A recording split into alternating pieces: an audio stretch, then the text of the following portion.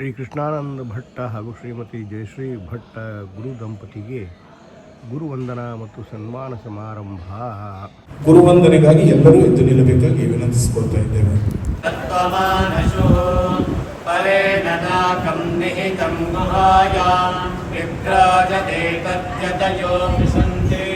ವೇದಾಂತ ವಿಜ್ಞಾನ ಸುನಿಶ್ಚಿತಾರ್ಥ ಸನ್ಯಾಸ ಯೋಗ ಜಯ ಶುದ್ಧ ಗುಣದಾಯಕ ಶುಭ ವರದಾಯಕ ಶುಭ ಗುಣದಾಯಕ ಶುಭ ವರದಾಯಕ ಮೋಗಣನಾಯಕ ನಮೋಸ್ತುತೆ ಮೋಗಣನಾಯಕ ನಮೋಸ್ತುತೆ.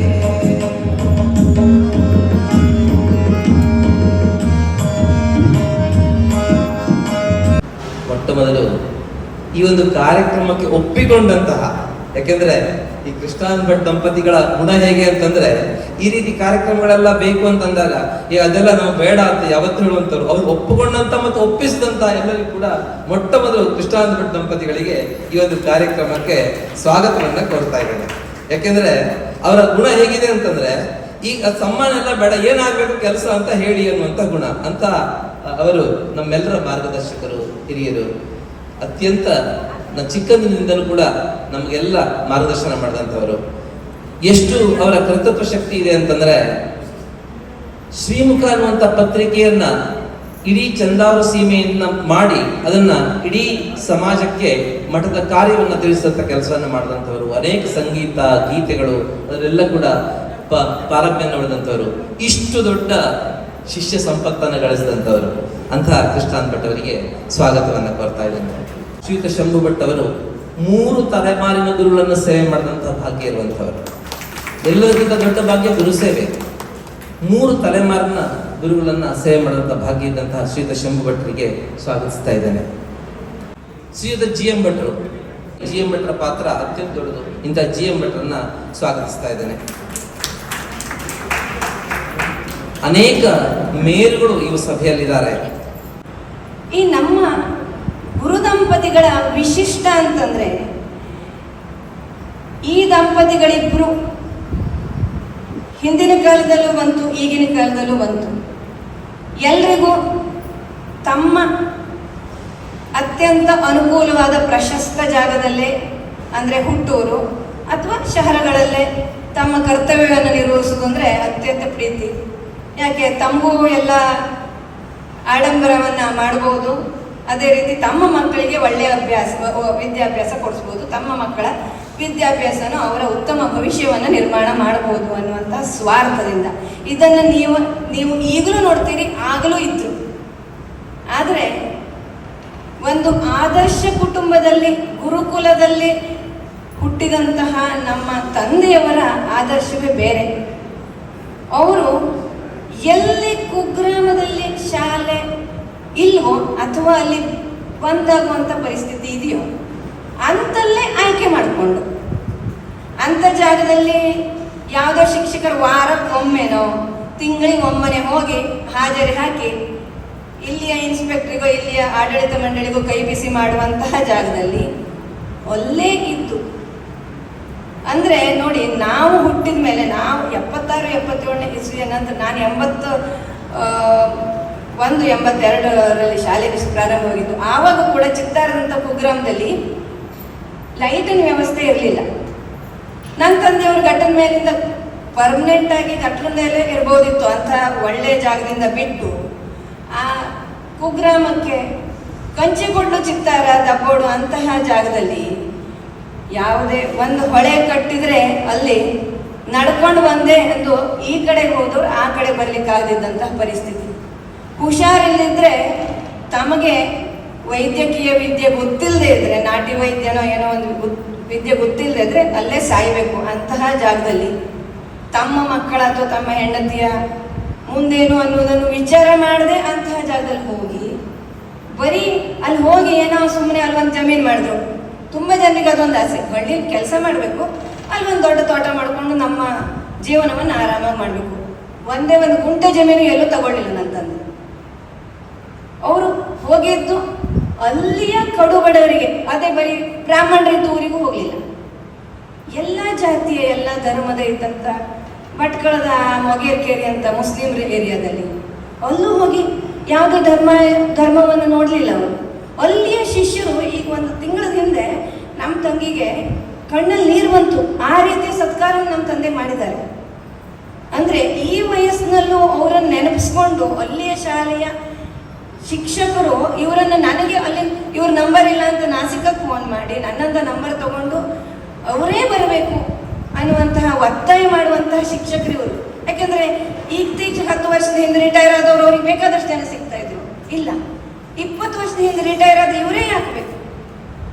ಹಾಗೆ ಅಂತಹ ವ್ಯಕ್ತಿತ್ವ ಇರುವಂಥ ಇವರು, ಇಲ್ಲ ನನಗೆ ಪೇಟೆನೇ ಬೇಕಪ್ಪ, ನಮ್ಮ ಗುರುಗಳು ನಮ್ಮನ್ನು ತರಬೇತಿಗೊಳಿಸಿ ನಮ್ಮ ಪ್ರೈಮರಿ ಸ್ಕೂಲಿನ ಮಕ್ಕಳಿಗೆ ನಮ್ಮನ್ನು ಕಲಿಸ್ಲಿಕ್ಕೆ ಕಳಿಸ್ತಾ ಇದ್ರು.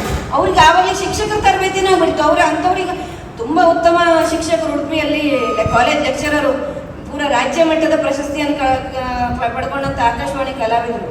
ಆಮೇಲೆ ನನಗಿಂತ ತುಂಬ ಹಿರಿಯವರು, ನಾನು ಅವರ ಶಾಲೆಯ ಸಮಯದಲ್ಲಿ ಇಲ್ಲದಿದ್ದಂಥ ಈಗ ಇಡೀ ಕರ್ನಾಟಕವೇ ನೆನೆಸುವಂಥ ಗಂಗಾಧರ ಭಟ್ರು ಅಂತವ್ರು, ಹೇರಂಬ ಭಟ್ರು ಅಂತವ್ರು, ಇಂಥವ್ರ ಬಗ್ಗೆ ಸುಮಿತ್ರಾ ಭಟ್ರು ಅಂತವ್ರು, ಇದ್ರ ಬಗ್ಗೆ ನಾನೇ ಏನು ಹೇಳಿ ನಾನು.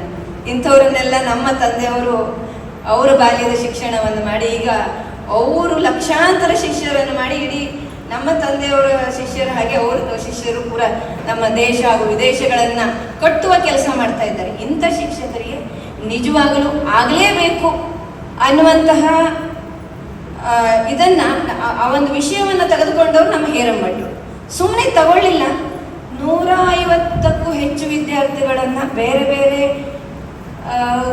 ಕಡೆಯಲ್ಲಿ ಬಂದಂಥವರನ್ನು ಅವರು ಒಗ್ಗೂಡಿಸುವಂಥ ನಿಜವಾಗ್ಲೂ ತುಂಬ 5-6 ತಿಂಗಳಿಂದ ಶ್ರಮ ಮಾಡ್ತಾ ಇದ್ದಾರೆ. ಇವತ್ತು ಇಷ್ಟು ಜನ ಸೇರಿ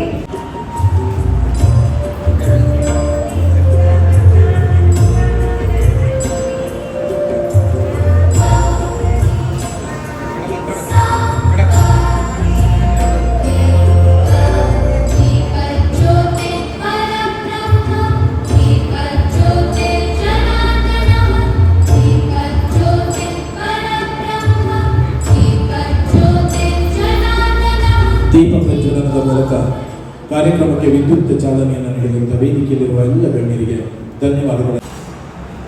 ಕೃಷ್ಣಾನಂದ ಭಟ್ ದಂಪತಿಗಳು ತಮ್ಮ ಜೀವನದಲ್ಲಿ ಪೂರ್ತಿಯಾಗಿ ಅಂದಿನಿಂದ ಇಂದಿನ ತನಕ ಮತ್ತು ಮುಂದೆ ಕೂಡ ಅಂಥ ಅದ್ಭುತವಾದಂಥ ಪರಿಶ್ರಮವನ್ನು ತಮ್ಮ ತಮ್ಮ ಕಾರ್ಯದಲ್ಲಿ ಅವರಿಗೆ ತೊಡಗಿಸಿಕೊಳ್ತಕ್ಕಂತಹ ಒಂದು ಶ್ರದ್ಧೆ, ಅದನ್ನು ಮುನ್ನಡೆಸ್ತಕ್ಕಂತಹ ಒಂದು ಶಕ್ತಿ ಅವರಲ್ಲಿ ಈಗಾಗಲೇ ಅವರ ಆರಾಧ್ಯ ದೇವತೆ ಗಣಪತಿ ನೀಡಿದ್ದಾನೆ ಆ ದಂಪತಿಗಳಿಗೆ.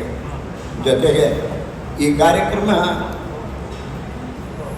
ಶಾಂತಿಕಾ ಪರಮೇಶ್ವರಿಯ ಸಾನ್ನಿಧ್ಯದಲ್ಲಿ ನಡೀತಾ ಇದೆ.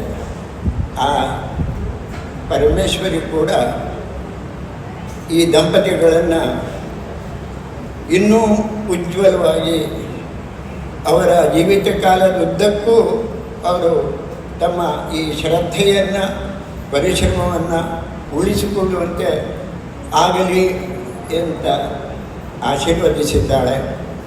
ಹಾಗೆ ಇವತ್ತಿನ ಈ ಕಾರ್ಯಕ್ರಮದಲ್ಲಿ ತುಂಬ ಚೆನ್ನಾಗಿ ಸಂಯೋಜನೆ ಮಾಡಿದ್ದಾರೆ. ಪುಸ್ತಕದ ಅವರ ಕುರಿತಾದ ಮತ್ತು ಅವರೇ ಬರೆದಿರುವ ಲೇಖನಗಳು ಇರುವ ಪುಸ್ತಕ ಇವತ್ತು ಉದ್ಘಾಟನೆಗೊಳ್ತಾ ಇದೆ. ಶಿಕ್ಷಣ ಜ್ಞಾನ ಸಂವರ್ಧನೆ ಗುರು ದಂಪತಿಗಳಾದ ಶ್ರೀಮತಿ ಗೌರಿ ಮತ್ತು ಶ್ರೀ ಕೃಷ್ಣಾನಂದ ಭಟ್ಟರ ತೆರೆಮರೆಯ ಗುರುಕೃತ್ಯದ ನೆನಪನ್ನು ತೆರೆದಿಡುವ ಕಾಯಕಕ್ಕೆ ಅಕ್ಷರ ರೂಪವಾಗಿ ಈ ಗ್ರಂಥ ರೂಪುಗೊಂಡಿದೆ. ಗುರು ದಂಪತಿಗಳ ಶಿಷ್ಯ ಸಂದೋಹ ಹಾಗೂ ಹಿತೈಷಿಗಳ 35 ಲೇಖನಗಳ ಸಂಗ್ರಹವಿದು. ಇದನ್ನು ಪ್ರೊಫೆಸರ್ TN ಪ್ರಭಾಕರ್ ಅವರ ಗೌರವ ಸಂಪಾದಕತ್ವದಲ್ಲಿ ವಿದ್ವಾನ್ ಹೇರಂಬ ಆರ್ ಭಟ್ರವರು ಸಂಪಾದಿಸಿದ್ದಾರೆ. ಈಗ ನಂದಶ್ರೀ ಅಭಿನಂದನಾ ಗ್ರಂಥ ಲೋಕಾರ್ಪಣೆಗೊಳ್ಳುತ್ತಿದೆ. ಶ್ರೀಯುತ ಕೃಷ್ಣ ಗುರೂಜಿಯವರು ಅದನ್ನು ಲೋಕಾರ್ಪಣೆಗೊಳಿಸ್ತಾ ಇದ್ದಾರೆ. ಅಕ್ಷರಗಳಲ್ಲಿ ಅಮರವಾಗುವ ಸಾಧನೆ, ಸ್ಮರಣೆಯಲ್ಲಿ ಸದಾಕಾಲ ಜೀವಿಸುವ ಗುರುಪ್ರಭಾವ, ಈ ಎರಡರ ಸಂಯೋಗವಾಗಿರುವ ನಂದಶ್ರೀ ಅಭಿನಂದನಾ ಗ್ರಂಥದ ಲೋಕಾರ್ಪಣೆಯ ಸಮಯವಿದು.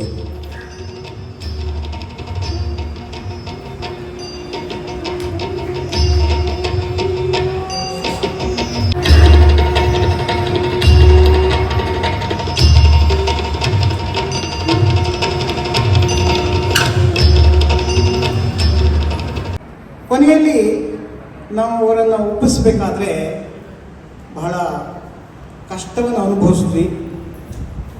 ಭಗವಂತ ಹೇಗೆ ಭಕ್ತರ ಒಂದು ಭಕ್ತಿಗೆ ಮಣಿತಾನೋ ಹಾಗೆ ಶಿಷ್ಯರ ಈ ಒಂದು ಅಭಿಮಾನಕ್ಕೆ, ಗೌರವಕ್ಕೆ, ಪ್ರೀತಿಗೆ ಅವರು ಮಣಿದು ಈ ಒಂದು ಗುರುವಂದನಾ ಕಾರ್ಯಕ್ರಮವನ್ನು ಹಮ್ಮಿಕೊಡ್ಲಿಕ್ಕೆ ಆಶೀರ್ವಾದವನ್ನಿತ್ತು. ಹೀಗೆ ಪ್ರಾರಂಭವಾದಂತಹ ಕಾರ್ಯಕ್ರಮ ಮುಂದುವರೆದು ಅಭಿನಂದನ ಗ್ರಂಥವನ್ನು ತರಬೇಕು ಅಂತ ವಿಚಾರ ಮಾಡಿದಾಗ ಮೊದಲನೇ ಭಾಗದಲ್ಲಿ ಗುರುಗಳ ಒಂದು ಅಂತರಂಗ, ಅವರ ಜೀವನ ಪಥ ಆ ಒಂದು ಅಭಿನಂದನ ಗ್ರಂಥದಲ್ಲಿ ಬರಬೇಕು. ಎರಡನೆಯದಾಗಿ ಅವರ ಶಿಷ್ಯರು, ಅಭಿಮಾನಿಗಳು, ಸಹೋದ್ಯೋಗಿಗಳು, ಸಮಾಜ ಬಾಂಧವರು, ಅಭಿಭಾವಕರು ಇವರು ತಮ್ಮ ಅಭಿಪ್ರಾಯವನ್ನು ಅವರ ಕುರಿತಾಗಿ ನೀಡಬೇಕು ಅನ್ನುವಂತಹ ಒಂದು ಭಾಗ, ಎರಡನೇ ಭಾಗ. ಮೂರನೆಯದು ಈ ಒಂದು ಶಿಕ್ಷಣ ಕ್ಷೇತ್ರದಲ್ಲಿ ತಮ್ಮ ಅಮೂಲ್ಯವಾದಂತಹ ಸೇವೆಯನ್ನು ಸಲ್ಲಿಸಿದಂತಹ ಆ ಶಿಕ್ಷಣದ ಕುರಿತಾಗಿ ಶಿಕ್ಷಣಕ್ಕೆ ಪುನಶ್ಚೇತನವನ್ನು ಕೊಡತಕ್ಕಂತಹ ಒಂದು ಲೇಖನಗಳು ಮೂರನೇ ಭಾಗದಲ್ಲಿ ಬರಬೇಕು ಅಂತ ಹೇಳಿ ತೀರ್ಮಾನ ಮಾಡಿದೆ. ಪರಿಷ್ಕರಣೆ ಮಾಡುವ ಕಾಲದಲ್ಲಿ ನಾನು ಸ್ವಲ್ಪ ಕೆಲಸ ಮಾಡಿದ್ದೆ. ಆದ್ರಿಂದ ಈ ಗ್ರಂಥದ ಹೆಚ್ಚಿನ ಲೇಖನಗಳನ್ನ ಅಥವಾ ಎಲ್ಲಾ ಲೇಖನಗಳನ್ನ ನಾನು ಓದಿದ್ದೆ. ಬಹುಶಃ GM ಭಟ್ರನ್ನ ಬಿಟ್ರೆ ಎಲ್ಲಾ ಲೇಖನಗಳನ್ನು ಓದಿದವನು ನಾನು ಒಬ್ಬನೇ ಇರ್ಬೋದು. ಒಂದು ಮುಖ್ಯವಾದ ವಿಷಯ ಏನಂದ್ರೆ ಇಲ್ಲಿ ನೀವೆಲ್ಲರೂ ಕೃಷ್ಣಾನಂದ ಭಟ್ರನ್ನ ಅಥವಾ ಜಯಶ್ರೀ ಭಟ್ರನ್ನ ಶಿಷ್ಯರಾಗಿ, ಕುಟುಂಬ ವರ್ಗದವರಾಗಿ, ಅಭಿಮಾನಿಗಳಾಗಿ, ಸಹವರ್ತಿಗಳಾಗಿ ನೀವು ನೋಡಿರ್ಬೋದು. ನಿಮ್ಮ ಸಂಬಂಧ ಒಂದು ನೇರಗೆರೆ ತರ ಇರ್ಬೋದು. ಆದರೆ ನಾನು ಒಂದು ಮಸೂರದಲ್ಲಿ ನೋಡಿದ್ದೇನೆ. ನಿಮ್ಮೆಲ್ಲರ ಅಭಿಪ್ರಾಯಗಳನ್ನು ನಾನು ಓದಿದ್ದೇನೆ. ಆದ್ರಿಂದ ನಿಮ್ಮೆಲ್ಲರ ಮೂಲಕ ನಾನು ಇವರು ಈ ನಂದಶ್ರೀ ಅಭಿನಂದನಂ ಅಂತ. ನಂದಶ್ರೀ ಅಂದ್ರೆ ನಂದ ಅಂದ್ರೆ ಸಂತೋಷ ಕೊಡುವಂಥದ್ದು, ಶ್ರೀ ಅಂದ್ರೆ ಸಂಪತ್ತು. ಕೃಷ್ಣಾನಂದ ಭಟ್ರ ನಂದ ಹಾಗೂ ಜಯಶ್ರೀ ಭಟ್ರ ಶ್ರೀ ಎನ್ನುವುದನ್ನು ಸೇರಿಸಿ ನಂದಶ್ರೀ ಅಭಿನಂದನ ಗ್ರಂಥ ಅಂತ ಮಾಡಿದ್ದಾರೆ. ಸ್ವತಃ ಕುಟುಂಬದ ಹಿರಿಯರಾಗಿ ಎಲ್ಲರನ್ನ ಸಮಾವೇಶಗೊಳಿಸುವಂತಹ ಬುದ್ಧಿಯುಳ್ಳ ಅಥವಾ ವ್ಯಕ್ತಿತ್ವವುಳ್ಳ ಕೃಷ್ಣಾನಂದ ಭಟ್ರು ಎಲ್ಲರಿಗೂ ಆನಂದವನ್ನು ನೀಡಿದರೆ, ಇನ್ನೊಂದು ಕುಟುಂಬದ ಸಂಸ್ಕಾರವನ್ನ ಈ ಕುಟುಂಬಕ್ಕೆ ಮೇಳೈಸಿ ಈ ಕುಟುಂಬಕ್ಕೆ ಸಂಸ್ಕಾರ ಶ್ರೀಯನ್ನು ಪ್ರದಾನ ಮಾಡಿದಂತಹ ಜಯಶ್ರೀ ಅವರ ಶ್ರೀ ಸೇರಿ ಅರ್ಥವತ್ತಾಗಿ ಜಯಶ್ರೀ ನಂದಶ್ರೀ ಅಭಿನಂದನಂ ಎನ್ನುವ ಗ್ರಂಥದ ಹೆಸರು ಬಂದಿದೆ. ಈ ರೀತಿಯಲ್ಲಿ ಯೋಚಿಸಿದ ವಿದ್ವಾಂಸರಿಗೆ ನಾನು ಅಭಿನಂದನೆಗಳನ್ನು ಮೊದಲಿಗೆ ಸಲ್ಲಿಸ ಬಯಸ್ತೇನೆ. ಇವರಿಬ್ಬರ ಲೇಖನಗಳ ಜೊತೆಗೆ ಇವರ ಅನೇಕ ಬಂಧು ಬಾಂಧವರು, ಮಕ್ಕಳು, ಮೊಮ್ಮಕ್ಕಳು ಹಾಗೂ ಹಿತೈಷಿಗಳ ಆತ್ಮೀಯ, ಗೌರವಪೂರ್ಣ, ಕೃತಜ್ಞತಾಪೂರ್ಣ ನುಡಿ ನಮನಗಳು, ನೆನಪುಗಳು ಸಹ ಸೇರಿಕೊಂಡಿವೆ. ನಾನು ಮೊದಲು ಹೇಳಿದಂತೆ ಈ ಪುಸ್ತಕದ ಲೇಖನಗಳಲ್ಲಿ ಎರಡು ಸ್ಪಷ್ಟವಾದ ವಿಭಾಗಗಳನ್ನು ನಾನು ನೋಡಿದ್ದೇನೆ. ಇವುಗಳನ್ನ ವಿಭಾಗ ಎನ್ನುವುದಕ್ಕಿಂತ ಪ್ರತ್ಯೇಕ ವರ್ಗ ಎಂದು ತಿಳಿಸಲಿಕ್ಕೆ ಬಯಸ್ತೇನೆ. ಈ ವರ್ಗದಲ್ಲಿ ಮೊದಲ ಲೇಖನ ಕುಮಟದ ಸಂಜೀವಿನಿ ಆಯುರ್ವೇದ ಕ್ಲಿನಿಕ್ಕಿನ ವೈದ್ಯ ಡಾಕ್ಟರ್ ಮಹೇಶ್ ಭಟ್ರು ಬರೆದಿರೋದು. ಆಯುರ್ವೇದದಲ್ಲಿ ಲೇಖನದ ಶೀರ್ಷಿಕೆ ಆಯುರ್ವೇದದಲ್ಲಿ ಆಹಾರ, ರಸಾಯನ ಮತ್ತು ರಸೌಷಧಿಗಳು. ಆಹಾರ ವಿಧಗಳು ದೈಹಿಕ, ಮಾನಸಿಕ ಆರೋಗ್ಯದ ಮೇಲೆ ಆಹಾರದ ಪ್ರಭಾವ. ಆ ಸಂದೇಶವನ್ನ ನಮಗೆ ಈ ಸಂವತ್ಸರ ಕೊಡ್ತಾ ಇದೆ.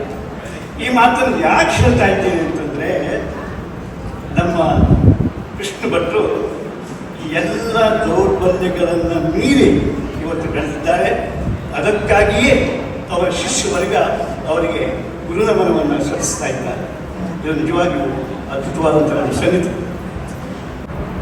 ಕವಿಯಾದವರಿಗೆ ಕವಿ ಹೃದಯ ಮೊದಲಿರಬೇಕು. ರವಿ ಕಾಣದನ್ನು ಕವಿ ಕಂಡ ಅಂತ ಹೇಳ್ತಾರೆ. ಆದರೆ ಅಫ್ಕೋರ್ಸ್ ಕವಿ ಕಾಣದನ್ನ ವಿಮರ್ಶಕನು ಕಾಣ್ತಾನೆ, ಅದು ಬೇರೆ ಮಾತು. ಆದರೆ ರವಿ ಕಾಣದನ್ನು ಕವಿ ಕಂಡ ಅಂತ, ಅಂತಹ ಕವಿತ್ವದ ಒಂದು ಮನಸ್ಸು ಕೃಷ್ಣ ಭಟ್ರಲ್ಲಿ ಇರೋದನ್ನು ನಾನು ಕಂಡುಕೊಂಡಿದ್ದೇನೆ. ಒಬ್ಬ ಕವಿಯಾದವನಿಗೆ ಒಳನೋಟ ಇರಬೇಕಾಗ್ತದೆ, ಸೂಕ್ಷ್ಮತೆ ಇರಬೇಕಾಗ್ತದೆ. ನಾನು ಕೇವಲ ಕಾಯ್ಕೊಂಡಿರೋ ಕೆಲಸ ಹೇಳ್ತಾ ಇದ್ದೆ, ಅದು ಅವ್ರ ಮಾತನಾಡಿ ಬರ್ತದೆ. ಮರಾಯ ಬರಬೇಕು, ಮರಾಯ ಏಕವಚನದ ಮಾತಾಡ್ತೇವೆ ನಾವು, ಬರಲೇಬೇಕು ಅಂತ. ಈಗ ನಾವು ಹೈಸ್ಕೂಲ್ ಹಳದಿಪುರ ಹೈಸ್ಕೂಲ್ಗೆ ನಾವಿದ್ದು ಕ್ಲಾಸ್ಮೇಟ್ ಆಗಿದ್ದೆವು. ಸೊ ಇಷ್ಟು ಆತ್ಮೀಯವಾಗಿ ನನಗೆ ಅಷ್ಟು ನಿಜವಾಗಿ ಆಶ್ಚರ್ಯ ಆಗ್ತದೆ. ಒಬ್ಬ ವ್ಯಕ್ತಿ ಇಷ್ಟು ಪ್ರೀತಿಯನ್ನು, ಇಷ್ಟು ಆತ್ಮೀಯತೆಯನ್ನು ತೋರಿಸಲಿಕ್ಕೆ ಸಾಧ್ಯ. ಯಾಕೆಂದರೆ ಈಗಿನ ವಿದ್ಯಮಾನಗಳನ್ನು ನೋಡಿದರೆ ಸಂಬಂಧಗಳು ಕಳಚಿ ಹೋಗ್ತಾ ಇದ್ದಾವೆ, ಸಂಬಂಧಗಳು ಸಡಿಲಾಗಿ ಹೋಗ್ತಾ ಇದ್ದಾವೆ. ನಾವು ಮೊಬೈಲ್ನಲ್ಲಿ ನಮ್ಮನ್ನು ತೊಡಗಿಸ್ಕೊಳ್ತಾ ಇದ್ದೇವೆ. ನನಗೊಂದು ಕಥೆ ದಯವಿಟ್ಟು ಒಂದು ಕಥೆ ಹೇಳಲಿಕ್ಕೆ ಇಷ್ಟಪಡ್ತೇನೆ. ಏನುಗಳಾಗಿ ಇನ್ನೂ ಸೇವೆ ಮುಂದುವರಿಸಲಿ ನಿಮ್ಮ ಪ್ರತಿಯೊಬ್ಬರು ಅದನ್ನು ಹೇಳ್ತಾ ನಾನು ಮಾತು ಮುಗಿಸ್ತೇನೆ. ನಮಸ್ಕಾರ. ಅರ್ಥಪೂರ್ಣ ಮಾತುಗಳನ್ನು ನಮ್ಮೊಂದಿಗೆ ಅಂತ ಹೇಳಿದರು. ಮಹಾಭಾರತದಲ್ಲೂ ಸಹ ಎಲ್ಲವನ್ನು ಉಪದೇಶ ಮಾಡಿದ ನಂತರವೂ ಜಗದ್ಗುರುವಾದ ಶ್ರೀಕೃಷ್ಣ ಅರ್ಜುನನಿಗೆ ಹೇಳಲು ಏನೆಲ್ಲ ಹೇಳಬೇಕು ಎಲ್ಲ ಹೇಳಿದ್ದಾಗಿದೆ. ಇದಾದ ನಂತರವೂ ನಿನಗೆ ಏನು ಸರಿ ಅನಿಸುತ್ತೋ ಅದನ್ನು ಮಾಡು ಅನ್ನುವಂತಹ ವಿಚಾರವನ್ನು ಹೇಳ್ತಾನೆ. ಅದಕ್ಕೆ ಅವನು ಜಗದ್ಗುರು. ಅಂದರೆ ಶಿಕ್ಷಕರಾಗಿ ಮಾಡುವಂತಹ ಕೆಲಸ ಕಾರ್ಯಗಳು ಒಂದಷ್ಟಿರುತ್ತೆ. ಬಾಲ್ಯದಲ್ಲಿ ಪ್ರೌಢಾವಸ್ಥೆಗೆ ಬರೋ ತನಕ, ಹೈಸ್ಕೂಲ್ ಮಟ್ಟದಾಗ. ಆಮೇಲಿನ ಶಿಕ್ಷಣ ಉಪನ್ಯಾಸಕರಾಗಿ ಏನಿಲ್ಲ, ಗೊತ್ತಿರುವಂತಹ ವಿಚಾರವನ್ನು, ಆ ಒಂದು ವಿಚಾರವನ್ನು ಉಪನ್ಯಾಸ ಮಾಡೋದಷ್ಟೇ.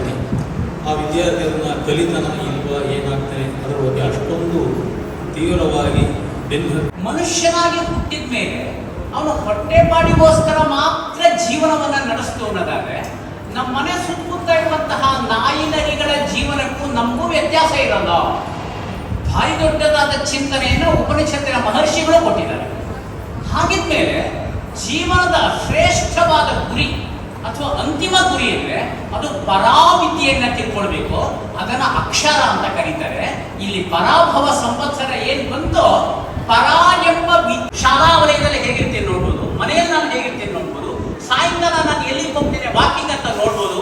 ಆ ಪ್ರಕಾರವಾಗಿ ಶಿಕ್ಷಕನೊಬ್ಬನ ಜೀವನ ಅನ್ನೋದು ತೆರೆದ ಪುಸ್ತಕದಂತಿರಬೇಕು. ಶಾಲೆಯಲ್ಲಿದ್ದಾಗ ನಾನು ಶಿಕ್ಷಕ, ಮೇಷ್ಟ್ರು, ಆಮೇಲೆ ನಾನು ಹೆಂಗ್ ಬೇಕಾದ್ರೂ ಇರ್ಬೋದು ಅನ್ನುವಂಥದ್ದು ನಮ್ಮ ದೇಶದ ತತ್ವ ಅಲ್ಲ. ಅದು ಸ್ಪಷ್ಟವಾಗಿ ಇದನ್ನ ಈ ಗುರು ದಂಪತಿಗಳು ತುಂಬಾ ಚೆನ್ನಾಗಿಟ್ಕೊಂಡು ಆಚಾರ್ಯ ಪದ ಅಂತ ಏನಿದೆಯೋ ಆ ಪದವನ್ನ ನಿಜವಾಗ್ಲೂ ಕೂಡ ಪಡ್ಕೊಂಡಂತಹ ವಿಶೇಷರಾದಂತಹ ವ್ಯಕ್ತಿಗಳು ಅನ್ನೋದನ್ನ ನಾನು ಇಲ್ಲಿ ಗೌರವದಿಂದ ಹೇಳಲಿಕ್ಕೆ ಇಚ್ಛೆ ಮಾಡ್ತೇನೆ. ನಮ್ಮಲ್ಲಿ ಇಂಗ್ಲಿಷಲ್ಲಿ ಒಂದು ಮಾತನ್ನು ಹೇಳ್ತಾರೆ, ಒಬ್ಬ ಶಿಕ್ಷಕ ಕೇವಲ ಪಾಠವನ್ನು ಹೇಳ್ಕೊಳ್ಳುವಂಥವನಲ್ಲ. Is a friend, is a philosopher, is a guide. ವಿದ್ಯಾರ್ಥಿಗಳಿಗೆ ಸ್ನೇಹಿತ ಅವನು. ಹಾಗೆ ಫಿಲಾಸಫರ್ ನಿಜವಾದ ತತ್ವಜ್ಞಾನಿ, ಹಾಗೆ ಅವರ ಮಾರ್ಗದರ್ಶಕ. ಮಾನ್ಯ ಕೃಷ್ಣಾನಂದ ಭಟ್ರ ದಂಪತಿಗಳು ತಮ್ಮ ವ್ಯಾಪ್ತಿಗೆ ಬರುವಂತಹ ವಿದ್ಯಾರ್ಥಿಗಳ ಕೌಟುಂಬಿಕ ಸ್ಥಿತಿಗತಿಗಳನ್ನು ಅವಲೋಕಿಸಿ ಅವರ ಮನೆಗಳಿಗೆ ಹೋಗ್ತಾ ಇದ್ರು. ಅವರ ತಾಯಿ ತಂದೆಯನ್ನು ಮಾತಾಡಿಸ್ತಾ ಇದ್ರು. ತಾಯಿ ತಂದೆಯರು ಸಾಯಂಕಾಲದ ಸ್ಥಿತಿಯಲ್ಲಿ ಯಾವ ಅವಸ್ಥೆಗೆ ಹೋಗಿರ್ತಾ ಇದ್ರೋ ಗೊತ್ತಿಲ್ಲ, ಆದ್ರೆ ಅದನ್ನ ಸಹಿಸಿಕೊಂಡು ನಿಮ್ಮ ಮನೆಯ ಅವಸ್ಥೆ ಇದೆಯಲ್ಲ, ಇದು ಒಳ್ಳೆ ರೀತಿಯಲ್ಲಿ ಬದಲಾವಣೆ ಆಗಬೇಕು.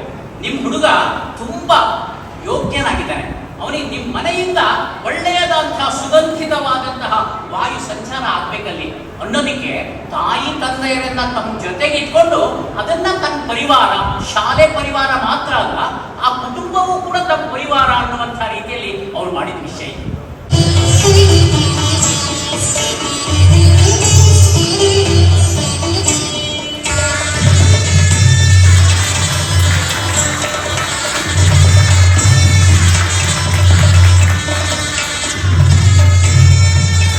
ಈಗ ಗುರು ದಂಪತಿಗಳಿಗೆ ಸನ್ಮಾನ ಕಾರ್ಯಕ್ರಮ ನಡೆಯುತ್ತಿದೆ.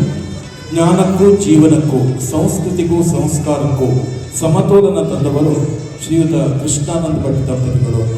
ನಮ್ಮ ಮುಂದಿರುವುದು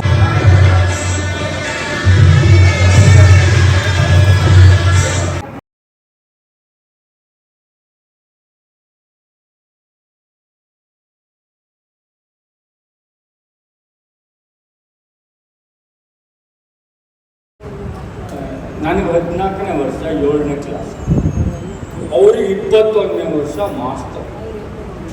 ನನ್ನನ್ನು ಒಂದು ಸಭೆಗೆ ಭಾಷಣ ಸ್ಪರ್ಧೆಗೆ ತಯಾರು ಮಾಡಿ ಕಳಿಸಿದ್ರು.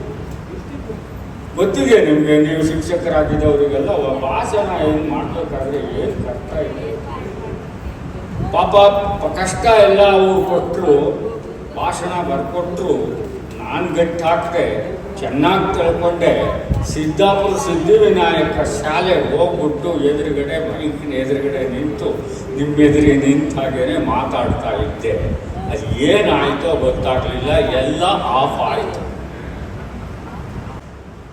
ಮೊದಲಿನಿಂದಲೂ ಬಂಧುಗಳೇ ಶಿಕ್ಷಕರು ಅಂದಮೇಲೆ, ವಿಸ್ತಾರ ಅರ್ಥದಲ್ಲಿ ಬಂಧುಗಳೇ ಎಲ್ಲರೂ. ಈ ಪ್ರಪಂಚದ ಅಥವಾ ಪರಸ್ಪರ ಹೀಗೆ ಸೇರುವುದು ಯಾಕೆ ಅಂತಂದ್ರೆ ಅದು ಸಂಸಾರದ ಫಲವಂತೆ. ಬಂಧು ದರ್ಶನ ಫಲವಲ್ಲ ಸಂಸಾರ ತರುವಿಂಗೆ. ಈ ಮಾತನ್ನ ಈ ಸಂದರ್ಭದಲ್ಲಿ ಯಾಕೆ ನೆನೆಸ್ಕೊಳ್ತೇನೆ ಅಂತಂದ್ರೆ, ತುಂಬಾ ಒಂದು ಒಳ್ಳೆಯ ಕೆಲಸ ಮಾಡಿದ್ದೀರಿ. ಅವರ ಶಿಷ್ಯರೆಲ್ಲ ಸೇರಿ ಗುರುವಿಗೊಂದು ಗೌರವ ಸಲ್ಲಿಸಬೇಕಾದದ್ದು ಕರ್ತವ್ಯ. ಮತ್ತೆ ಸಾಮಾಜಿಕರಾದ ನಾವು ಅವರ ಪಾಠವನ್ನು ಕೇಳದೇ ಇದ್ದಿರಬಹುದು, ಆದರೆ ಅವರ ಬದುಕನ್ನು ದೂರದಿಂದ ನಿಂತು ನೋಡಿದ್ದೇವೆ. ಮದುವೆಯಾಗಿ 3 ದಿವಸಕ್ಕೆ 4 ದಿವಸಕ್ಕೆ ಸಂಸಾರ ತ್ಯಾಗ ಮಾಡುವಂತ ದುರ್ದಿನಗಳಲ್ಲಿದ್ದ ನಮಗೆ 52 ವರ್ಷಗಳ ಕಾಲ, ದೀರ್ಘಕಾಲ ಒಂದು ಸಂಸಾರವನ್ನು ಎಷ್ಟು ಚೆನ್ನಾಗಿ ನಡೆಸ್ಕೊಂಡು ಹೋಗಿದ್ದಾರೆ ಪುಣ್ಯಾತ್ಮರು. ಆ ತಾಯಿಗೆ ನಮಸ್ಕಾರ ಮಾಡಬೇಕು, ಆ ತಂದೆಗೆ ನಮಸ್ಕಾರ ಮಾಡಬೇಕು. ನಾವು ಇದು ನಮ್ಮ ಪರಂಪರೆ, ಇದು ಭಾರತದ ಪರಂಪರೆ.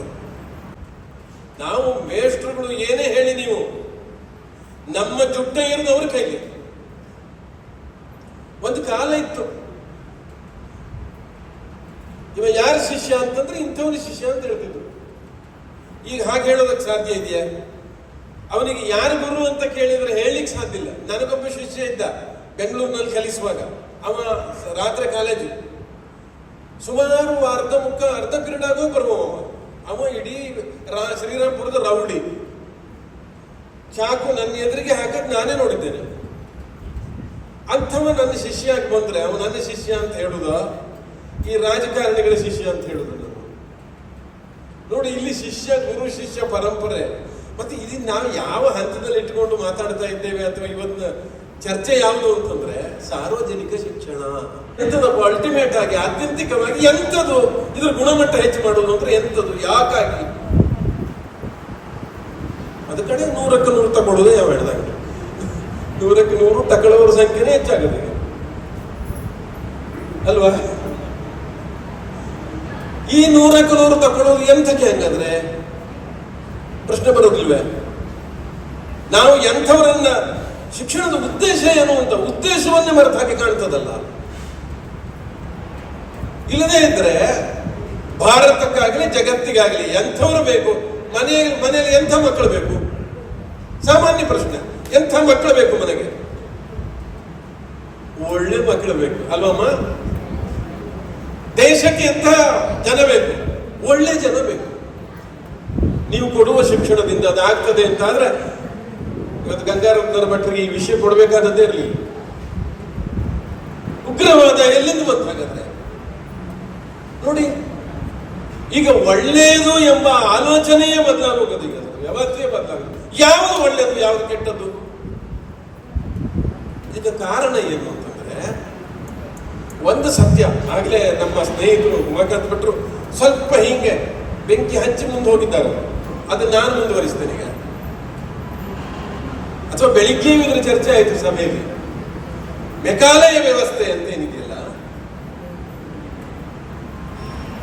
ಇದು ಸರ್ಕಾರದ ವ್ಯವಸ್ಥೆ. ಯಾವುದು ಇವತ್ತಿಗೂ ಗುರು ಪರಂಪರೆ ಅನ್ನುವ ಕೆಲವು ಸಂಗತಿಗಳು, ಸಂಗೀತ ಇದೆ, ಶಿಲ್ಪ ಇದೆ ಅಲ್ವಾ, ಭರತನಾಟ್ಯ ಕಾಣ್ತದೆ, ನಮಗೆ ಜ್ಯೋತಿಷ್ಯ ಕಾಣ್ತದೆ. ಇದೆಲ್ಲ ಪರಂಪರೆಯಲ್ಲಿ ಒಂದು ಗುರುವಿನ ಶಿಷ್ಯರಾಗಿ, ನಾನು ಭೀಮಸೇನ್ ಜೋಶಿ ಶಿಷ್ಯ, ಮಲ್ಲಿಕಾರ್ಜುನ ಮನ್ಸೂರವ ಶಿಷ್ಯ, ಇಂಥವ್ರ ಶಿಷ್ಯ ಅಂತ ಹೇಳ್ಕೊಳ್ತೇವೆ ನಾವು. ಶಿಲ್ಪಶಾಸ್ತ್ರವೂ ಆಗಿದೆ ನೋಡಿ. ಅಲ್ಲೆಲ್ಲೋದು ಹದಗೆಡೋದಕ್ಕೆ ಚಾನ್ಸೇ ಇಲ್ಲ. ನಮ್ಮಲ್ಲಿ ಆಗೋದಿಲ್ಲ. ಮಾತಾಡ್ತಾ ಇದ್ರು ಪಾಪ, ನಾಟಕ ಮಾಡ್ತಾರಲ್ಲ ಇವತ್ತು ಅವ್ರು ನಮ್ಮ ಸ್ನೇಹಿತರು ಔತಲ್ ರಜೆಯಲ್ಲಿ ಹೇಳ್ರೆ ಒಂದು ಅಕಾಡೆಮಿ, ಒಂದು ನಾಟಕದ ಅಕಾಡೆಮಿ, ಒಂದು ಸಂಸ್ಥೆಗೆ ದುಡ್ಡು ಕೊಟ್ಟು ಸಾಯ್ತು ಇಲ್ಲ, ದುಡ್ಡಿಲ್ಲ 2 ವರ್ಷ ಆಯ್ತು, ದುಡ್ಡು ಕೊಡುವುದಲ್ಲ, ಒಂದು ಜೀವನಾವಶ್ಯಕ ಕೊಟ್ಟು ಒಂದು ಸಾಂಸ್ಕೃತಿಕವಾದ ವಾತಾವರಣ ನಿರ್ಮಾಣ ಮಾಡೋದಕ್ಕೆ ಸಾಧ್ಯ ಇಲ್ಲದೆ ಇದ್ದಂತಹ ಸರ್ಕಾರ, ನೀವು ಹೇಳಿದಂಗೆ ಭಯೋತ್ಪಾದಕರು ಇವರು ಹೌದಲ್ವಾ? ಸಾಂಸ್ಕೃತಿಕ ಪ್ರಪಂಚಕ್ಕೆ ಭಯೋತ್ಪಾದಕರು ಯಾರು ಮತ್ತೆ? ಇವರೇ. ಅರಸು ರಾಕ್ಷಸ ಮಂತ್ರಿ ಎಂಬವ ಮರವ ಹುಲಿ, ಪರಿವಾರ ಹದ್ದಿನ ಬಡವಿ, ಬಡವರ ವಿನ್ನಪವ ನಿನ್ನಾರು ಕೇಳುವರು. ಕುಮಾರವ್ಯಾಸ ಬರೆದದ್ದಿದ್ದು. ಅವಾಗೆಲ್ಲ ಎಷ್ಟು ಎಷ್ಟು ಉತ್ಕೃಷ್ಟವಾದ ಕಾಲ ನಮ್ಮ ಲೆಕ್ಕದಲ್ಲಿ. ಮುತ್ತು ರತ್ನಗಳನ್ನು ಬಣ್ಣದಿಂದ ಅಳೆದು ಮಾರಿದ, ದತ್ತು ದಾನ ಧರ್ಮಗಳಿಗೆ ತನ್ನ ಧನವ ತೋರಿದ ಒಡಿದ ನಾಡು ಕನ್ನಡ ಅಂತ ಹೇಳುವ ಕಾಲಕ್ಕೆ ಅರಸು ರಾಕ್ಷಸ ಮಂತ್ರಿ ಎಂಬವ ಮರವ ಹುಲಿ ಬರೆದವ ಮಹಾಕವಿ. ಇದು ಇವತ್ತು ನಿನ್ನದಲ್ಲ, ಉಂಟಿದು ಚರಿತ್ರೆಯಲ್ಲಿ. ಎಂಥವರು? ಕಲಹವಿಲ್ಲದೆ ನೂಲಿ ನಡೆಯಲಿ ಶಿರವನರಿವ ವಿರೋಧಿ ರಾಯರ ಗಣನ, ಒಳಿದರೊಳಲಂಚದಲ್ಲಿ ಕೊಲ್ಲುವ ವ್ಯವಸ್ಥೆ. ಅವನ ಕಾಲದ್ದು. ಎಲ್ಲೋ ಒಂದು ಕಡೆಗೆ ಈ ರಾಜಕೀಯ ವ್ಯವಸ್ಥೆ ಅನ್ನೋದೇ ಕೂಡ ಹೀಗಿರುವಾಗ ಎಷ್ಟೋ ಗುರುಮಠಗಳು ರಾಜಕೀಯ ತಾಣಗಳಾಗಿ ಇಲ್ವೇ? ಸತ್ಯವೇ, ಗತಿ ಇಲ್ಲ. ಇಲ್ಲದಾದ್ರೆ ನಿಮ್ ಯಾರು ಕೇಳುವುದಿಲ್ಲ ಯಾರು ರಾಜಕಾರಣ ಮಾಡದಿದ್ರೆ. ಕೃಷ್ಣಾನಂದ ಮಾಸ್ತರು ಇಂಥ ದೊಡ್ಡ ಟೀಚರ್ ಅಂತ ಕೇಳಿದ್ದೇನೆ ನಾನು. ಅವರಿಗೆ ಗುರು ಗೌರವ ಮಾಡಿದ್ದು ಧನ್ಯ ನಿಜವಾಗಿ. ಇಂತಹ ಇದೇ ನಮ್ಮ ಸತ್ಯಾಶ್ರಯರಲ್ಲೇ ಇದ್ದಾರಲ್ಲ, ಆಗ್ಲೇ ಶರಣಗೆದ್ದೆ ಮಂಜುನಾಥನ್ ತಂದೆಯವರು ಹಾಗೇನೆ. ಅವರು ಮಕ್ಕಳನ್ನ ಶನಿವಾರ ಭಾನುವಾರ ಬರುವಾಗ ಮಕ್ಕಳು 4 ಮಕ್ಕಳು ಕರ್ಕೊಂಡು ಬಂದ್ಬಿಡೋರು ಮನೆಗೆ. ಪ್ರಾಚೀನ ಪರಂಪರೆ. ಅವರಿಗೆ ಊಟ ಹಾಕಿ ಇದೆಲ್ಲ ತೋರಿಸಿ, ಜಿಯೋಗ್ರಫಿ ಎಲ್ಲ ತೋರಿಸಿ, ಒಂದು ಪಾಠ ಮಾಡಿ ಪುನಃ ನಡೆದುಕೊಂಡು ಮಾಸ್ಟರ್ ಸಂತಿ ಇವರು ಮೆರವಣಿಗೆ ಮಕ್ಕಳದು. ಎಷ್ಟು ಅದ್ಭುತ ಅಲ್ವ ಇದು? ಇಂಥದ್ದೊಂದು ಕಾಲ. ಇದು ಕಾಲ ಬದಲಾಗದೆ ಹೌದಪ್ಪ, ಅಲ್ಲ ಅನ್ನೋದಿಲ್ಲ. ಕಾಲ ಎಷ್ಟು ಬದಲಾಗಿದೆ ಏನೂ ಆಗಲಿ. ನಾನಂತೂ ನನ್ನ ಕ್ಲಾಸ್ನಲ್ಲಿ ನನಗೆ ಹೇಳಬೇಕಾದದ್ದನ್ನು ಹೇಳುವವನೇ ನಾನು. ಇದು ಯಾವ ಪಕ್ಷದ ಧೋರಣೆ ಅಂತ ತಿಳ್ಕೊಂಡು ಮಾತಾಡಬೇಕಾದ ಅಗತ್ಯ ನಾವು. ನಮಗೆ ಕಲಿಸಿದ ಋಷಿಮುನಿಗಳ ಪಾಠ ರಾಷ್ಟ್ರ ಅಂತ ಕಲಿಸಿದರು. ಅದು ಇಲ್ಲದೆ ಇದ್ರೆ ಏನು ಅಂತ ಇವತ್ತು ಕಾಣ್ತದಲ್ಲ. ಅಲ್ಲಿ ದುಬೈನಲ್ಲಿ, ಇರಾನ್ನಲ್ಲಿ, ಇಸ್ರೇಲ್ ಅಲ್ಲಿ ಎಲ್ಲಿ ಅಸ್ತಿತ್ವ ಇದೆ ಹೇಳಿ ನಮಗೆ?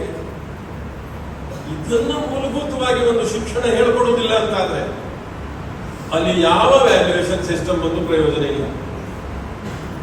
ಯಾವ ವ್ಯಾಲ್ಯೂಯೇಷನ್ ಸಿಸ್ಟಮ್ ಬಂದು ಪ್ರಯೋಜನ. ಆದ್ರಿಂದ ನಮಗೆ ಪಾಠವೇ ಹಾಗೆ. ತಿಳ್ಕೋ, ನಿನ್ನೊಳಗೆ ನೀನು ತಿಳ್ಕೋ. ವ್ಯಾಲ್ಯೂಯೇಷನ್, ಈ ವ್ಯಾಲ್ಯೂಯೇಷನ್ ಆಗ್ಬೇಕಲ್ಲ ಮೊದಲೇ. ಮುಸುರೆ ತೊಳೆಯಬೇಕು ಮನದ ಮುಸುರೆ ತೊಳೆಯಬೇ ದಾಸ ಪಾಠ ಇದು. ಇದು ಯಾರಿಗೂ ಬೇಡದು, ಹೇಳಿದ್ದಾರೆ ಮನನ ಮಾಡುದು. ಇದು ಮಂತ್ರ. ಇದು ನಾವು ಪಾಠ ಕಲಿಸ್ತೇವೆ, ಆದ್ರೆ ಇಟ್ಕೊಳ್ಳೋರು ಯಾರು ಅಂತ ಪ್ರಶ್ನೆ ಇದೆ.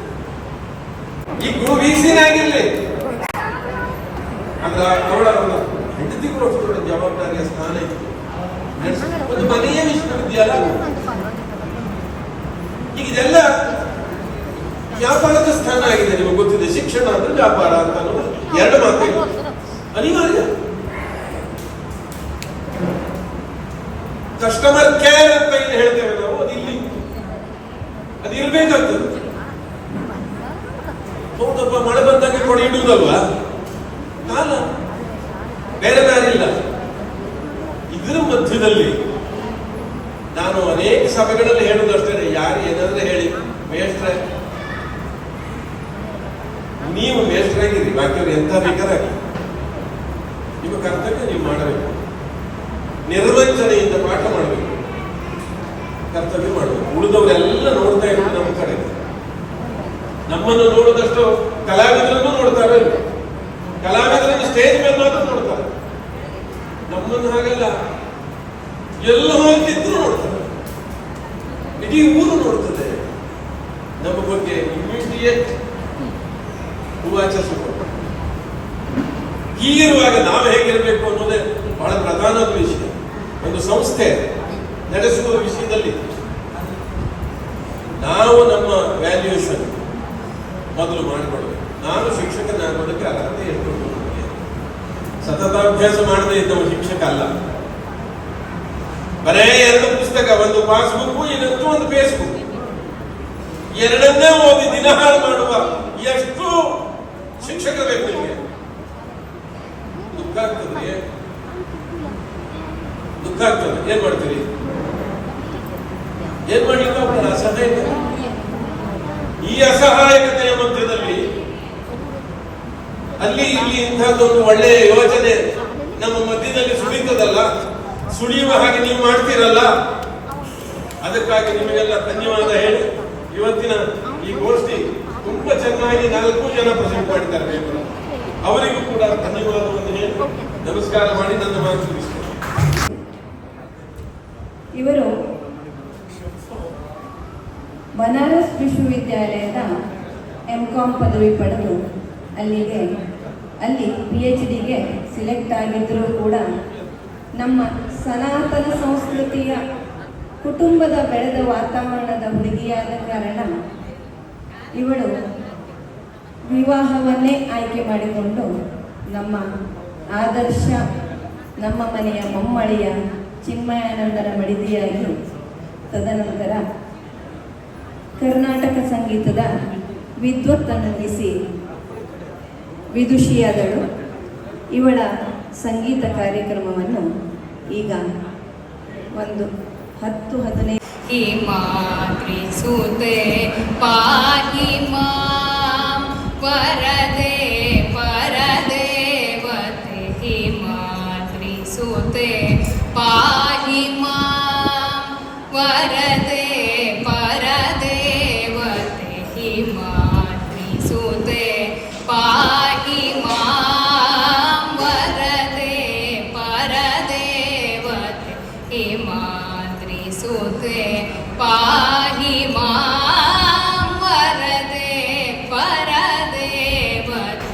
ಹಿ ಮಾತೃಸುತೆ ಪಾಹಿ ಮಾಂ ವರದೆ ಪರದೇವತೆ. ಹಿ ಮಾತೃಸುತೆ ಪಾಹಿ ಮಾಂ ವರದೆ ಪರದೇವತೆ. ಹಿ ಮಾತೃಸುತೆ ಪಾಹಿ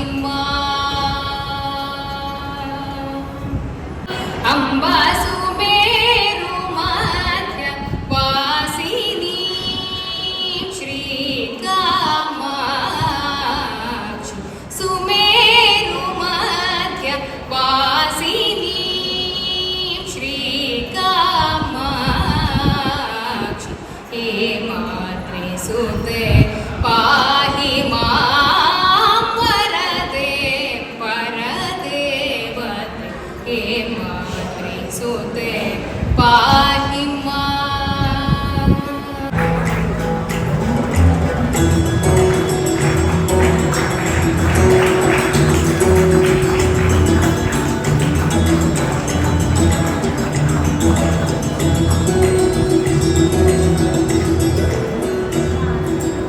ಅವಮಂದಾರ ಪುಸ್ತಕದ ಬಗ್ಗೆ ವಿವರಿಸಲು ಶ್ರೀಯುತ JM ಭಟ್ ಅವರನ್ನು ಕೇಳಿಕೊಳ್ಳುತ್ತೇನೆ.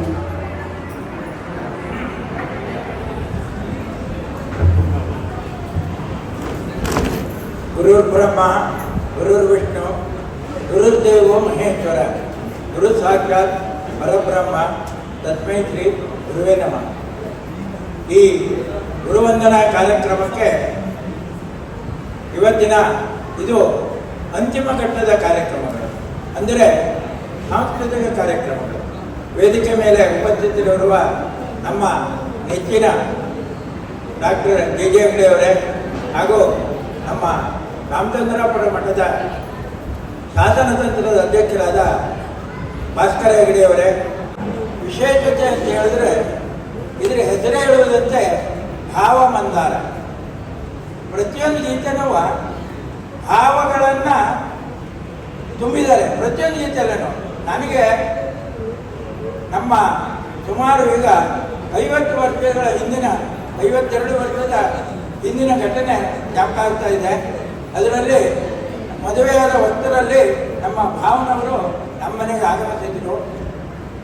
ಆಗಮಿಸಿದ್ದಾಗ ಅವರು ಒಂದು ಗೀತೆನ ಅವರ ವಿಶ್ವಾಸ ಕಂಠದಿಂದ ಹೇಳಿದ್ರು. ಅದೇ ಈ ನಮ್ಮ ನಾನು 50 ವರ್ಷ ಹಿಂದೆ ಸುಮಾರು 52 ವರ್ಷನೇ ಆಯಿತು ಅಂತ ಕಾಣ್ತದೆ. ಇವತ್ತಿಗೂ ನನ್ನ ಮನಸ್ಸಿನಲ್ಲಿ ಕುಣುತ್ತಾ ಇದೆ. ಅಷ್ಟು ಬಹಳ ಒಳ್ಳೆಯ ಗೀತೆ. ಇದಕ್ಕೆ ನಮ್ಮ ಚಿಂತಾಮಣಿ ಕೊಳ್ಳೇಕರಿಯವರು ಮುನ್ನುಡಿಯನ್ನು ಬರೆದಿದ್ದಾರೆ. ಹಾಗೆ ಅದರ ಬಗ್ಗೆ ಅವರು ಒಂದೆರಡು ಮಾತನ್ನು ಹೇಳಿದ್ದಾರೆ. ಅದರಲ್ಲಿ ನಾನು ಹೇಳಿದ್ದು, ಪರಬ್ರಹ್ಮದಲ್ಲಿ ಈ ಕವಿಯ ಬ್ರಹ್ಮಸ್ವರೂಪವನ್ನು ಸ್ತುತಿಸುವ ಬಗ್ಗೆ ನೋಡಿ. ಎತ್ತ ನೋಡಿದರತ್ತ ನೀನೇ ತುಂಬಿರುವೆ, ಹರಿತರ ಎಲ್ಲರಿಗೂ ಅಲ್ಲಿ ನಿನ್ನದೇ ಮಹಿಮೆ. ಭೂಮಿ ಘನವಾಗಿರುವುದು, ಆಕಾಶವೇ ಉದರ, ಸೂರ್ಯ ಚಂದ್ರರೇ ನಿನ್ನ ಕಂಗಳೆರಡು. ಕೊನೆಗೆ ಇದರಲ್ಲಿ ನಮ್ಮ ಗುರುಗಳ ಬಗ್ಗೆ ಬರ್ತದೆ. ಅದು ನನಗೆ ಇವಾಗೂ ಮನಸ್ಸಿನಲ್ಲಿ ಯಾವಾಗೂ ಬರ್ತಾ ಇದ್ದರೆ, ಅವರ ವಿಘ್ನೇಶ್ವರ ಅವರು ಮನೆಯಲ್ಲಿರುವ ದೇವರ ಬಗ್ಗೆ 3 ಕವಿತೆಗಳನ್ನು ಬರೆದಿದ್ದಾರೆ. ಕೊನೆಗೆ ನಮ್ಮ ಗುರುಗಳ ಬಗ್ಗೆ ನಮನ ಶ್ರೀ ರಾಘವ ಚರಣ ಬಲಪಂಕಜದಲ್ಲಿ ಅದ್ರ ಶ್ರೀರ ನಮನ.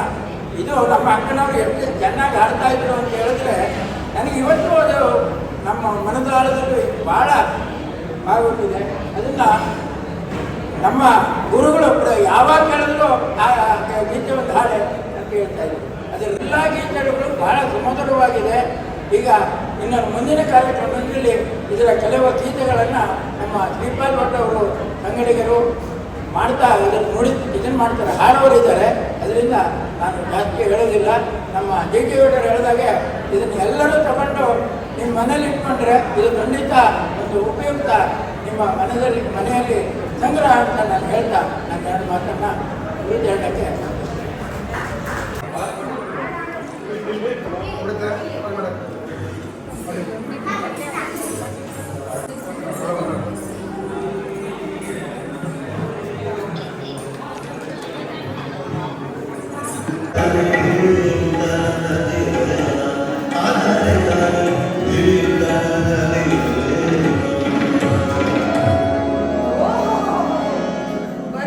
ಬರಬೇಕು ಕಾವ್ಯಶಾಸ್ತ್ರ ವಿನೋದ ವಿಹಾರಿಗಳು.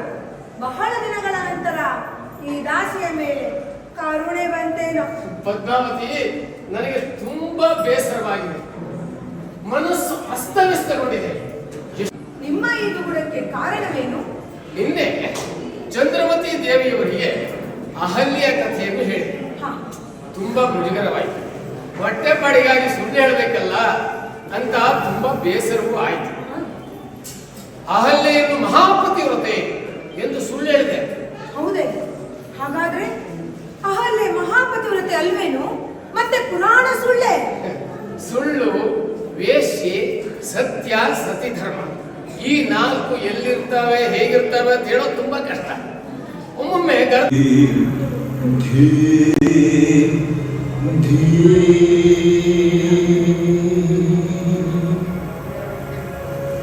ಸ್ವಾಮಿ, ನೀವು ನನ್ನನ್ನು ಅಗ್ನಿ ಸಾಕ್ಷಿಯಾಗಿ ಸಪ್ತಪದಿ ತುಳಿದು ಕೈ ಹಿಡಿದ ಪತಿ. ನಾನು ನಿಮ್ಮ ಅರ್ಥಾಗಿ ಸದಾ ನಿಮ್ಮ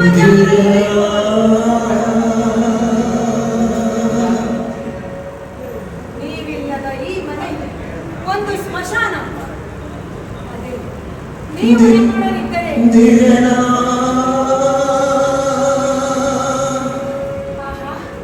ಈ ಸ್ಮಶಾನವೇ ಒಂದು ಅರಮನೆ. ಸ್ವಾಮಿ,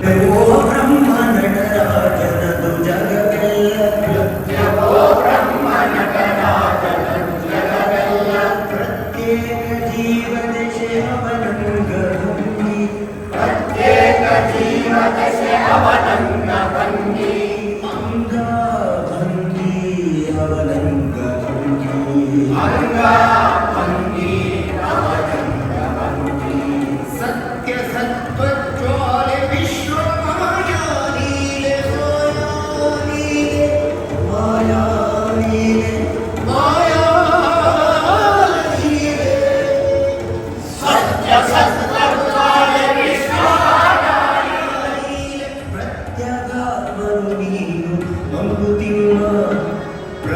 ಪ್ರತ್ಯಗಾತ್ಮನು ನೀನು ನಂಬುತ್ತಿರುವ ಪ್ರತ್ಯಗಾತ್ಮನು ನೀನು ನಂಬುತ್ತಿರುವ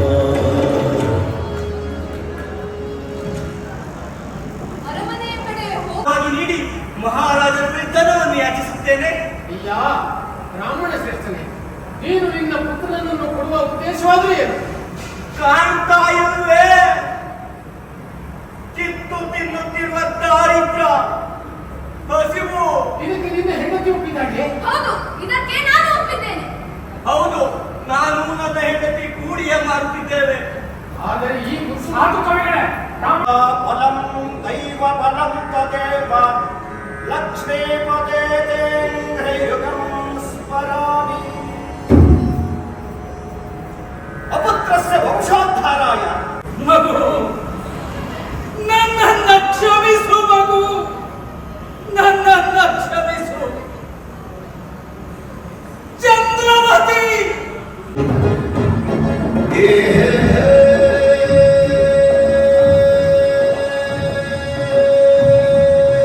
ಹಿತವನ್ನುಂಟು ಮಾಡುವ ಘನ ಉದ್ದೇಶದಿಂದ ಈ ಶುನಶೇಪ ಎಂಬ ಬ್ರಾಹ್ಮಣ ಕುಮಾರನನ್ನು ಅಜಿಗಂತ ಎಂಬ ಬ್ರಾಹ್ಮಣನಿಂದ ಶಾಸ್ತ್ರೋಕ್ತವಾಗಿ ಕೊಂಡುಕೊಂಡಿದ್ದಾರೆ.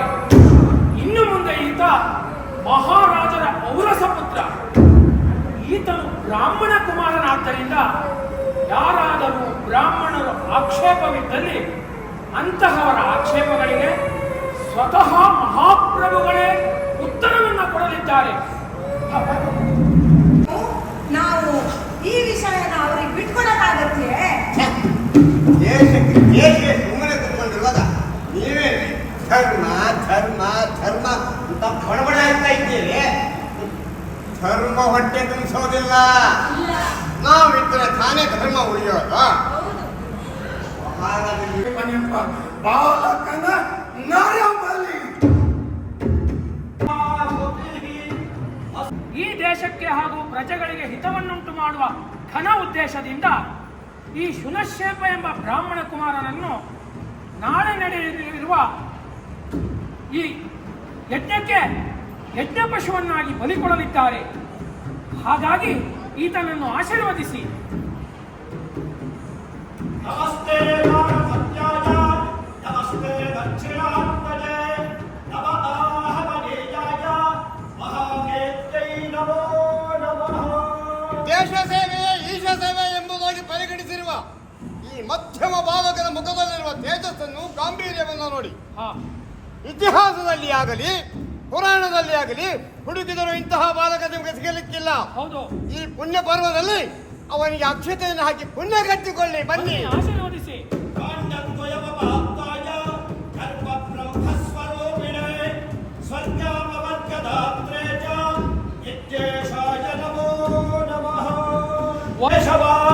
ಕೃಷ್ಣ ವಿಷ್ಣಾರ ಶ್ರೀಕೇಶ ತ್ವಂ ವಿಶ್ವಾತ್ಮನೇ ನಮಃ.